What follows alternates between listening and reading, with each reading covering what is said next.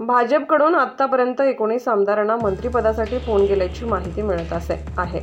आशिष शेलार यांना देखील मंत्रिपदासाठी भाजपकडून संधी देण्यात येणार आहे। नितेश राणे, शिवेंद्रराजे भोसले, पंकज भोईर हे देखील प्रथमच मंत्री होणार आहेत।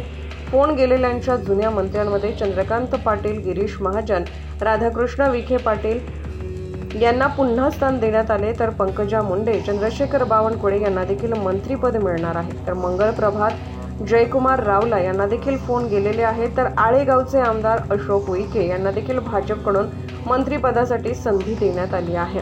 भाजपाच्या अतुल सावेंना शपथविधीसाठी फोन केलेला आहे।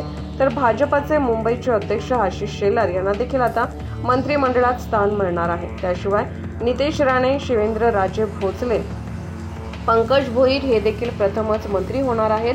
तर माधुरी पिसाळ यांची देखील मंत्रिपदावर वर्णी लागणार आहे। तर जुन्या मंत्र्यांमध्ये चंद्रकांत पाटील, गिरीश महाजन आणि राधाकृष्ण विखे पाटील यांचं स्थान निश्चित मानलं जात आहे। नितेश राणे, गणेश नाईक, शिवेंद्रराजे भोसले हे भाजपचे मंत्री असतील। यासोबतच जयकुमार रावल, पंकजा मुंडे आणि मंगल प्रभात लोढा यांनाही मंत्रिपदाची लॉटरी लागली आहे।